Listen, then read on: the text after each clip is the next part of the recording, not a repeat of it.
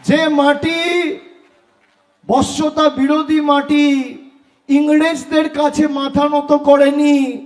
আমি দুদিন আগে দেখছি পায়ে হাত দিয়ে যোগী আদিত্যনাথকে প্রণাম করছে। আপনি ভাবুন, নিজের বিধানসভার সিট বাঁচানোর জন্য যোগী আদিত্যনাথের পায়ে হাত দিয়ে প্রণাম করা হচ্ছে। এই বিজেপি যারা ধর্মের নামে রাজনীতি করে, বিজেপির নেতারা ঈশ্বরচন্দ্র বিদ্যাসাগর স্বামী বিবেকানন্দর মূর্তি ভাঙে, আর অন্যদিকে যোগী আদিত্যনাথের পায়ে হাত দিয়ে প্রণাম করে। এই হচ্ছে বিজেপির দ্বিচারিতা। আমি আপনাদের কথা দিচ্ছি, পবিত্র কর এখানে জিতবেও 10 দিন বলেছে, আমি 10 দিনে পারবো না।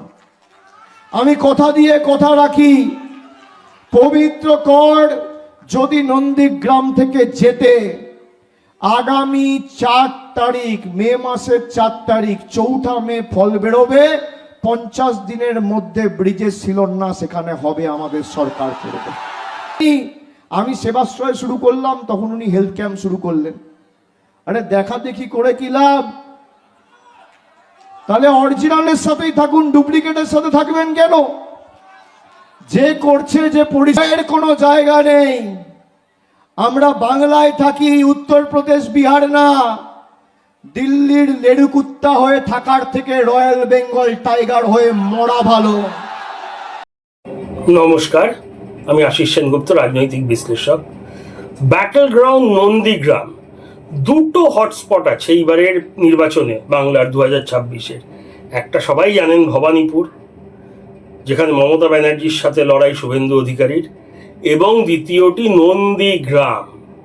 আর নন্দীগ্রাম এখন ব্যক্তিগতভাবে, পার্সোনালি, অভিষেক ব্যানার্জির কাছে বিশাল একটা প্রেস্টিজ ইস্যুতে পরিণত হয়ে গেছে। এর আগে বিশাল ঘটা করে উনি সেবাশ্রয় করেছেন এখানে 16-17 দিন ধরে বোধহয়। তার বিস্তর প্রচার হয়েছে, কত কত সুবিধে, বিনা পয়সা লোক আসছে এবং কত হাজারে হাজারে লোক আসছে, মানে শুভেন্দু বাবুর গড়ের লোক ওখানে যাচ্ছেন, সেটা দেখানো হয়েছে সব মিডিয়াতে। নন্দীগ্রাম কিন্তু অভিষেকের কাছে খুব সেন্সিটিভ, সেই 2021 থেকে, মনে আছে? ওনার পিসি, বাংলার সবচেয়ে জনপ্রিয় নেত্রী, জননেত্রী মমতা ব্যানার্জি হেরে গেছিলেন। মমতা ব্যানার্জির হার এমনিতেই বিশাল ব্যাপার, তাও জনপ্রিয়তার চূড়ান্ত অবস্থায়, যেখানে তৃণমূল 215টা আসন জিতেছিল, সেই নির্বাচনে হেরে গেছিলেন স্বয়ং মমতা ব্যানার্জি। এবং কোথায়? নন্দীগ্রামে। সেই নন্দীগ্রাম যেখান থেকে মমতা ব্যানার্জির উত্থান শুরু হয়েছে। মানে বরাবরই উনি বিশাল জনপ্রিয় ছিলেন, কিন্তু সেই চিফ মিনিস্টার হচ্ছেন, সেই লড়াইয়ের উত্থান সিঙ্গুর এবং নন্দীগ্রাম। আর নন্দীগ্রামটা আরও বেশি ফোকাসে, কারণ ওখানে খুব খারাপ ব্যাপার হয়েছিল, মানে মানুষের মৃত্যু হয়েছিল এবং সব মৃত্যু খুব কষ্টের, দুর্ভাগ্যের। সেই জন্য নন্দীগ্রামটা আরও বেশি বিখ্যাত করেছে মমতা ব্যানার্জিকে। আর ওখানে হেরে গেছেন খোদ মমতা ব্যানার্জি, তাও কার কাছে? নিজেরই শিষ্য শুভেন্দু অধিকারীর কাছে। আর এই নিয়ে শুভেন্দু অধিকারী গত 5 বছরে প্রায় 5000 বার শুনিয়েছেন, ব্যঙ্গ করেছেন, খোঁটা মেরেছেন, শ্লেষ করেছেন, সার্কাজম করেছেন যে উনি হারিয়েছেন মুখ্যমন্ত্রীকে। মমতা ব্যানার্জিকে বলেছেন কম্পার্টমেন্টাল মুখ্যমন্ত্রী, হেরে গিয়ে অন্য জায়গায় জিতে বিধানসভায় আসতে হয়েছে। তো এটা শুধু বিজেপি বনাম তৃণমূলের লড়াই না নন্দীগ্রামে, এটা পুরোপুরি ব্যক্তিগত। অভিষেক ব্যানার্জিকে অনেক কিছু বলেছিলেন সেই জবে থেকে শুভেন্দু ছেড়েছেন, এবং নন্দীগ্রামে দাঁড়িয়ে বলেছেন। আর এইবারে বারবার নন্দীগ্রামে লড়তে চ্যালেঞ্জ করেছেন যে তোমার পিসি তো হেরে গেছে, উনি আর আসবেন না, তুমি এসো। আর প্রেস অভিষেককে জিজ্ঞেসও করেছিল যে আপনি দাঁড়াচ্ছেন নাকি, উনি বলেছেন দল যেখানে বলবে সেখানে দাঁড়াবো। এটা ভিন্ন কথা, উনি বিধানসভায় লড়ছেন না, উনি দলের হয়ে প্রচার করছেন। তো আর শুভেন্দুও টিএমসি ছেড়েছিলেন কেন? এই অভিষেক ব্যানার্জির জন্যে। এটা কোনো মানে গেস ওয়ার্ক না, সোজাসুজি উনি বলেছেন। আর কারণ হলো যে অভিষেককে উনি পুরোপুরি অযোগ্য মনে করেন, হেলিকপ্টার রাজনীতিবিদ মনে করেন, যে যেহেতু মমতা ব্যানার্জি আছেন, ওনার ভাইপো উনি, তাই ওনার দয়া দাক্ষিণ্যে আজ নাম্বার 2 হয়েছেন। না উনি ছাত্র রাজনীতি করেছেন, না কোনো আন্দোলন করেছেন, না পুলিশের কাছে লড়াই করেছেন, জেল খাটতে হয়েছে, না কোনো গুন্ডাদের সামনা করতে হয়েছে, সিপিআইএমের মতো কট্টর বিরোধীকে সামলাতে, কিছুই করতে হয়নি। আরামের রাস্তা ওনার, যাকে বলে ইংলিশে born with a silver spoon, মানে খুব বড় লোকের ঘরে জন্ম, যদিও তা না, পরে বোধহয় উনি বড় লোক হয়েছেন, আমি সে বিষয়ে যাচ্ছি না। তো এই কারণেই তৃণমূল ছেড়ে দিয়েছিলেন এবং বলেছিলেন পিসি ভাইপোর কোম্পানি পার্টিটাকে। তাই নন্দীগ্রাম পুনর্দখল করা এক বিশাল লক্ষ্য অভিষেকের জন্য, পুরো পাখির চোখ করেছেন ওই নন্দীগ্রামকে। আর এই কারণে সেবাশ্রয় করেছিলেন বিশাল, বলেছি যেটা, মানে ঘটা করে 2-3 বার কর্মী সভা হয়েছে, আর আজকে বিশাল জনসভা, হেলিকপ্টার করে এসেছিলেন বেশ ঢাকঢোল বাজিয়ে।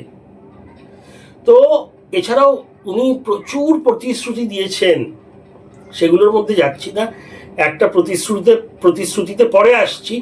এছাড়া একজন শুভেন্দু অধিকারী কেউ দাঁড় করানো হয়েছিল, না নন্দীগ্রামের বিজেপির শুভেন্দু অধিকারী বিরোধী নেতার কথা বলছি না, আরেক শুভেন্দু অধিকারীকেও এই নন্দীগ্রামেই দাঁড় করানো হয়েছিল। এবং বিরোধীরা, বিশেষত বিজেপি বলেছে এই নোংরা চালটা বোধহয় ভাইপোর, নাম নেয়নি, মানে অভিষেক ব্যানার্জি আর আইপ্যাকের। এর সত্য মিথ্যা জানা নেই, যদিও পরে সেই শুভেন্দু অধিকারী লড়াই থেকে সরে দাঁড়ান। এবারে আসি প্রতিশ্রুতির কথায়। অনেক প্রতিশ্রুতির মধ্যে একটা প্রতিশ্রুতি ছিল যে নন্দীগ্রামে ব্রিজ বানাবেন, যিনি দাঁড়িয়েছেন এবার, মানে পবিত্র কর, উনি বলেছিলেন 10 দিনের মধ্যে শিলান্যাস হবে। আজকে জনসভায় এসে অভিষেক ব্যানার্জি বলেছেন 10 দিনে হবে না, তবে তৃণমূল সরকার হওয়ার পরেই, মানে তৃণমূল সরকার হওয়ার পরে না, 4 মেতে ভোটে জেতার 50 দিনের মধ্যে নন্দীগ্রামে হলদি নদীর ওপরে ব্রিজের শিলান্যাস হবে। এইটা আমার পুরোই মনে হয়েছে ভাঁওতাবাজি, আমার ব্যক্তিগত মতামত। কারণ ব্রিজ বানানো তো রাজ্য সরকারের দায়িত্ব, রাজ্য সরকারের কাজ, ক্ষমতা রাজ্য সরকারের হাতে। 15 বছর ধরে তৃণমূল ক্ষমতায় আছে, নন্দীগ্রামে 5 বছর নেই, তাতে কিছু আসে যায় না। নন্দীগ্রামে যদি নাও থাকতো 15 বছর, নন্দীগ্রামে 10 বছর ছিল, 5 বছর বিজেপি, কিন্তু যদি নাও থাকতো, চাইলেই ব্রিজটা বানাতে পারতো তৃণমূল সরকার, কারণ পরিবহন ওনাদের হাতে, ব্রিজ বানানোর ক্ষমতা রাজ্য সরকারের হাতে। তাহলে ব্রিজ বানালো না কেন? এখন এসে বানাবে কেন? আর দ্বিতীয় কথা উনি বলছেন পবিত্রগড় জিতলে, আরে পবিত্রগড়ে জেতার দরকার কি? তৃণমূল জিতলেই তো প্রতিশ্রুতি দেওয়া যায়। পবিত্রগড় তো একটি বিধানসভায় দাঁড়াচ্ছেন, যদি তৃণমূল জেতে, তৃণমূল বানাতে পারবে, জিতুক নন্দীগ্রামে, জিতুক বা না জিতুক। আর পবিত্রগড়ের কথায় আসি, এই পবিত্রগড়কে নিয়েও কিন্তু একটা ডোজ দিয়েছে শুভেন্দুকে, যদিও শুভেন্দু বলছেন যে এটা কোনো ব্যাপারই না, পবিত্রকে কেউ চেনেও না। পবিত্রগড় আগে শুভেন্দু ডানার ছিল বলা যেতে পারে নন্দীগ্রামে, এবং খুব কাছের মানুষ, এবং তাকেই নিয়ে যে তোমার লোককে নিলাম, তোমার বিরুদ্ধেই দাঁড় করালাম। এই পবিত্রগড়ের জয়নিং কিন্তু কোনো লোকাল তৃণমূল অফিসে হয়নি, যেরকম লোকাল নেতারা জয়েন করলে লোকাল তৃণমূল অফিস হয়।